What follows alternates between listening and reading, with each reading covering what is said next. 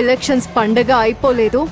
Elections ముగిసేసరికి నేను పోటీ చేయడమే దండగా అనుకునేలా మిమ్మల్ని నేను చేస్తాను. పిల్లకాకేం తెలుసు, ఉండేది దెబ్బ.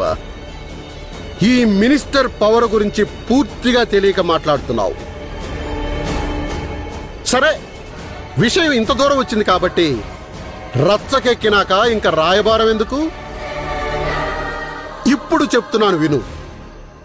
మీ అమ్మని బెదిరిస్తే నువ్వు ఆగుతావు అనుకున్నాను, కానీ ఇంకా బంతిలాగా ఎగిరెగిరి పడుతున్నావు. నేను చేసే ప్రతి పనిని అడ్డుకుంటానంటున్నావు కదా. నీ చేతనైతే అడ్డుకో. అడ్డుకొని తీరుతాను. నువ్వు అడ్డుకోవడం కోసమైనా నా ఆగడాల్ని ఆపను. ఇంకా ఇంకా రెట్టింపు చేస్తాను, కంటిన్యూ చేస్తాను. ఇంకా ఇంకా మనీ ట్రాన్స్ఫర్ చేస్తాను. ఆపు చూద్దాం. మీరు మనీ ట్రాన్స్ఫర్ చేస్తాను అంటున్నారు కదా, చెయ్యండి, నేను చూస్తాను. వాటిని పట్టుకోవడం కోసం వల వేసి గాలిస్తాను. మీ కంటికి కునికే లేకుండా చేసి చివరికి మీరు ఓటమి పాలయ్యేలా చేస్తాను. This is my challenge. అలా నువ్వు చేయగలిగితే నేను ఓడిపోయానని ఒప్పుకొని రాజకీయ సన్యాసం చేస్తాను. It's my challenge.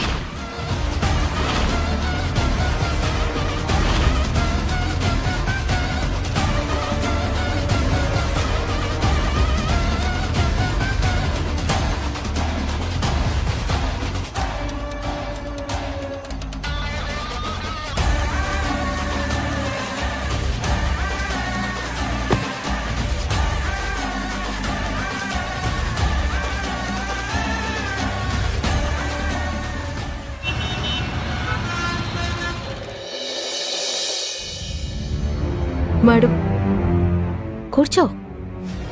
ఏంటి మేడం నా పరిస్థితి? పరిస్థితులు ఎప్పుడూ ఒకేలా ఉండవు గాని ముందు కూర్చో, మాట్లాడదాం. ఇప్పుడు చెప్పు, ఏం జరిగింది? రోజు రోజుకి ఇంట్లో సమస్యలు ఎక్కువ అవుతున్నాయి మేడం. సత్య గారికి పొలిటికల్ పిచ్చి కూడా ఎక్కువ అవుతుంది. ఆ పిచ్చిని మా అత్తయ్య గారు ఎంకరేజ్ చేస్తున్నారు. ఆ ఇద్దరి మధ్య నేను నలిగిపోతున్నాను మేడం. చూడు మంజు, సొసైటీలో ఎన్నో గొడవలు జరుగుతున్నాయి. భార్యాభర్తల గొడవలు, ఆస్తి గొడవలు, ఇరుగు పొరుగు వాళ్ల సమస్యలతో మీ స్టేషన్కే వస్తూ ఉంటారు. నువ్వు ఒక ఏఎస్ఐవి. వాళ్లకి నువ్వే సరైన సమాధానం చెప్పి వాళ్ల సమస్యని నువ్వు పరిష్కరించి పంపిస్తూ ఉంటావు. అలాంటిది నీ సమస్య గురించి నాతో చెప్తే నేనేం చేయగలను? ఎదుటి వాళ్ల ప్రాబ్లంని సాల్వ్ చేస్తాను. వాళ్ళు కష్టాల్లో ఉంటే గట్టెక్కించే మార్గము చూపిస్తాను. బట్ నా వరకు వచ్చేసరికి ఏం చేయాలో అర్థం కావడం లేదు మేడం. కొత్త ప్రాబ్లం ఏముంది? డైలీ ఉండే సమస్యలే కదా. అది కాదు మేడం, పాలిటిక్స్లోకి వెళ్ళకూడదు.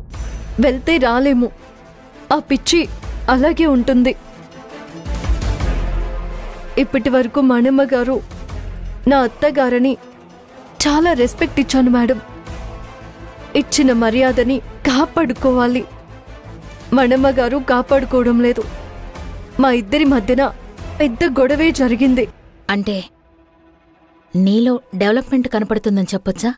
ఇది డెవలప్మెంట్ కాదు మేడం. నాకు సత్యగారు ఆ మినిస్టర్తో తిరగొద్దు. అందుకు నేనేం చేయాలి? ఇప్పుడు మణమ్మతో నువ్వు గొడవ పెట్టుకున్నట్టే ఆ సత్య మినిస్టర్ల మధ్య కూడా గొడవ జరగాలి. అలా జరిగిందే అనుకో, మినిస్టర్ దారి మినిస్టర్ది, సత్యదారి సత్యది. అప్పుడు నీకెటువంటి సమస్య ఉండదు. ఇదేదో బాగానే ఉంది, కానీ వాళ్ళిద్దరి మధ్య గొడవ రావడం ఎలా? ఆలోచించు, మనసుంటే మార్గం ఉంటుంది. థ్యాంక్ యూ మేడం, ఆలోచిస్తాను. బాగా ఆలోచించు. ఇంట్లో గొడవలు రిపీట్ అవ్వద్దు. అలాగే మేడం, వస్తాను.